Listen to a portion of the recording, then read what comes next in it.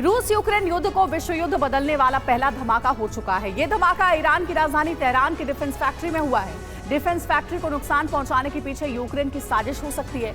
Iran ने घोषणा कर दी है कि यूक्रेन के विरुद्ध सीधा युद्ध छेड़ने की तैयारी है। पुतिन का त्रिशक्ति गठबंधन यूरोप विजय के लिए तैयार हो चुका है। अब युद्ध में ऐसी न्यूक्लियर मिसाइलें उतरने वाली हैं जो यूरोप विनाश का कारण बन सकती हैं। देखिए क्या है पुतिन का त्रिशक्ति आघात और सातों महाद्वीप में युद्ध का खतरा क्यों मंडरा रहा है।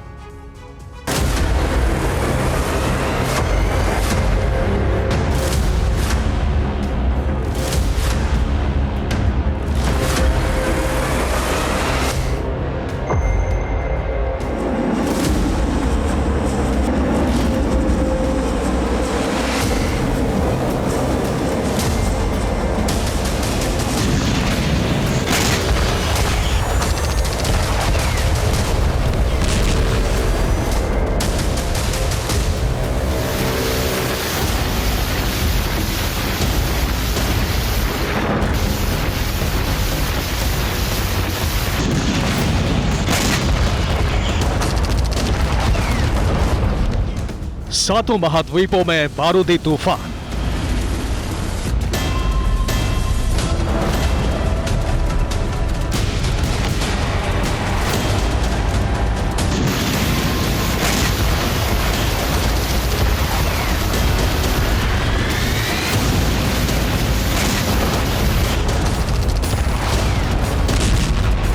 दूसरे विश्व युद्ध से भी बड़ा विनाशक संग्राम।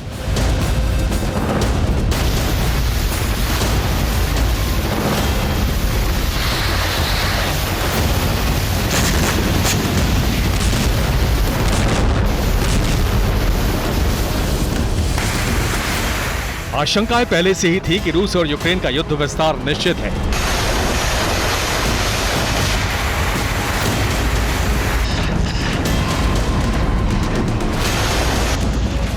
अब इसके प्रमाण भी मिलने लगे हैं कि युद्ध की आग एशिया, दक्षिण पश्चिम एशिया से अमेरिका तक फैलने लगी है और ये आग ही दूसरे विश्व युद्ध से भी बड़े विनाश का कारण बन सकती है।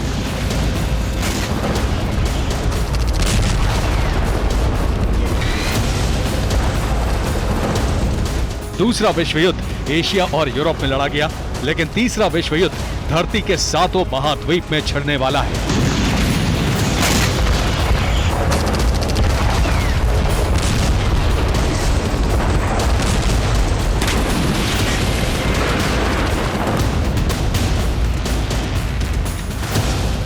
इसका कारण बन सकता है ईरान की राजधानी तेहरान के आसमान पर नजर आता ये काला धुआं।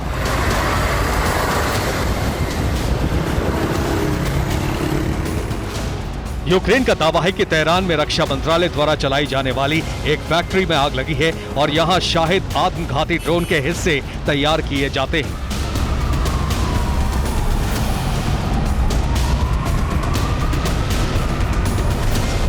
हालांकि ईरान ने कहा है कि तेहरान में कोई डिफेंस फैक्ट्री नहीं है, लेकिन इजरायली मीडिया ने भी इस बात की पुष्टि की है कि तेहरान की जिस फैक्ट्री में आग लगी वो रक्षा मंत्रालय की है।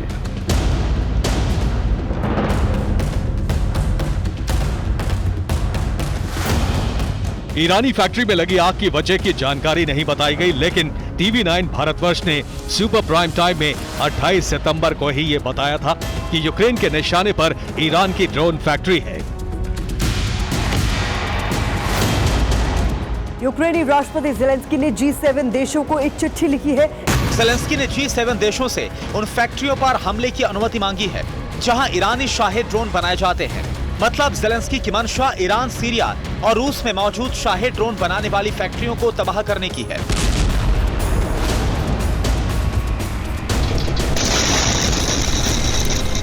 अट्ठाईस सितंबर को सुपर प्राइम टाइम ने यह रिपोर्ट दिखाई और 29 सितंबर को तेहरान की डिफेंस फैक्ट्री में आग लग गई।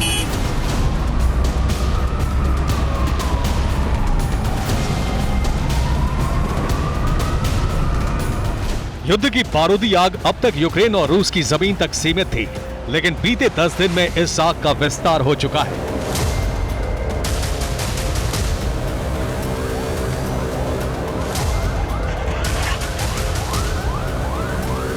छब्बीस सितंबर को रूस ने ओडेसा पोर्ट पर हमला किया और रोमानिया की जमीन बारूद से धधक उठी। 27 सितंबर को उज्बेकिस्तान की राजधानी ताशकंद में बड़ा धमाका हुआ, करीब 200 लोग घायल हो गए। धमाके के पीछे यूक्रेनी सीक्रेट सर्विस का हाथ होने की आशंका जताई गई।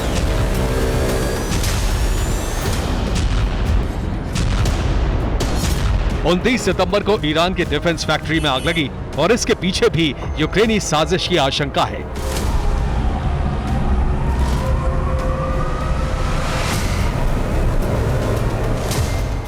क्योंकि यूक्रेन पर ईरानी कामिकाज़े ड्रोन से ही हमले हो रहे हैं। लेकिन जैसे जैसे यूक्रेन रूस के साथियों को टारगेट करने की कोशिश कर रहा है, वैसे वैसे ये जंग महाविनाश की तरफ बढ़ रही है।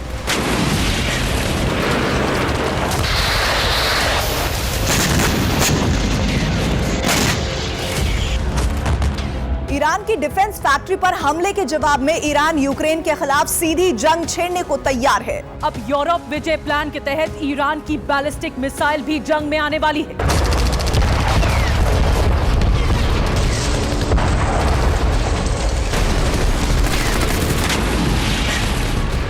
अमेरिका के ISW यानी institute of study of war की रिपोर्ट है कि ईरान जल्द ही रूस को बैलिस्टिक न्यूक्लियर मिसाइल ट्रांसफर कर सकता है।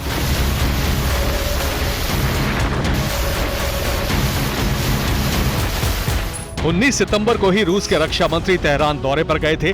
यहां मॉस्को और तेहरान के बीच सैन्य सहयोग बढ़ाने पर चर्चा हुई। खबर है कि इसी हफ्ते रूस ईरान का मिसाइल समझौता हो सकता है।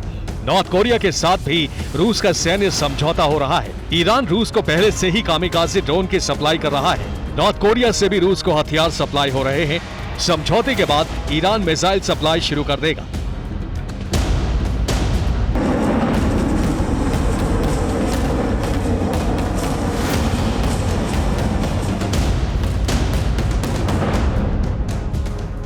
नॉर्थ कोरिया भी रूस को क्रूज और बैलिस्टिक मिसाइल सप्लाई शुरू कर सकता है। ईरान पर संयुक्त राष्ट्र ने मिसाइल और मिसाइल तकनीक ट्रांसफर करने पर प्रतिबंध लगा रखा है।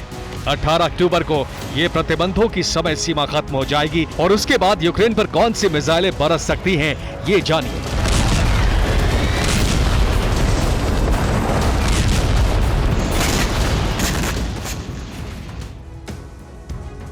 मिसाइल समझौते के बाद ईरान रूस को पहली मिसाइल दे सकता है। फतेह 110 ये एक शॉर्ट रेंज बैलिस्टिक मिसाइल है और इसकी रेंज 300 किलोमीटर से भी ज्यादा है। मिसाइल की रफ्तार है 4900 किलोमीटर की प्रति घंटा।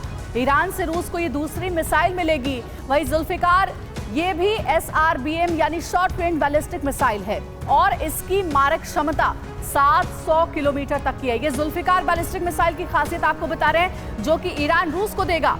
इसकी क्रूज स्पीड है 9250 किलोमीटर प्रति घंटा।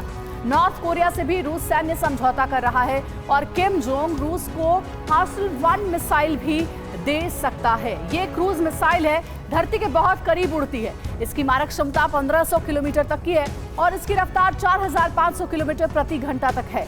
रूस को नॉर्थ कोरिया से मिलने वाली दूसरी एडवांस मिसाइल ये हो सकती है। वहीं हासल-2 ये भी एक क्रूज मिसाइल है। इस मिसाइल की रेंज 2000 किलोमीटर तक की है। मिसाइल की रफ्तार 5000 किलोमीटर प्रति घंटा है।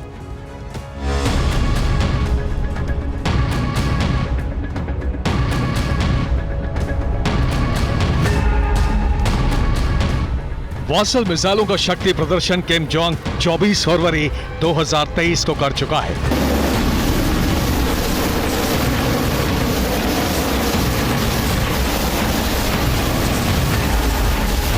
अब सतह के बहुत नजदीक उड़ने वाली ये मिसाइलें यूक्रेन का विनाश बन सकती हैं।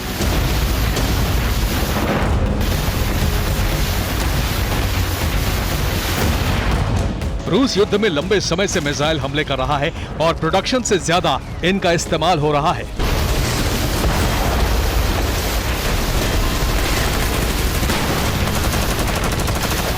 अब युद्ध के मैदान में मिसाइलों का नया जखीरा आने से रूस की ताकत बढ़ेगी।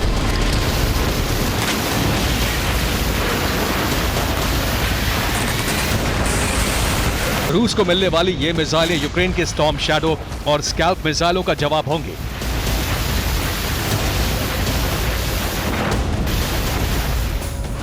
ईरान और नॉर्थ कोरिया की मिसाइलें रूस पहुंचने वाली हैं और ईरान ने खुलेआम अमेरिका को चुनौती देनी शुरू कर दी है।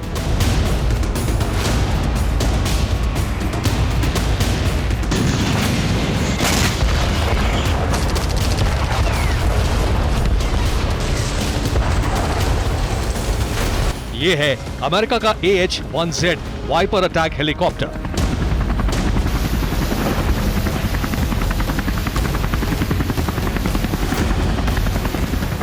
रूस ने अमेरिका के इस हेलीकॉप्टर को अरब की खाड़ी में घेर लिया।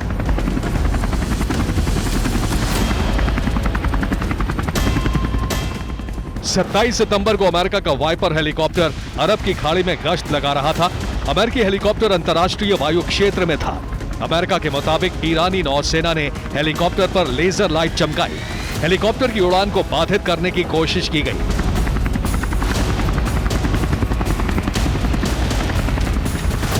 हेलीकॉप्टर और पायलट को कोई नुकसान नहीं पहुंचा। यूक्रेन जंग में रूस अमेरिका को सीधी चुनौती दे रहा है और एशिया में ईरान और नॉर्थ कोरिया अमेरिका से टकराने को तैयार है।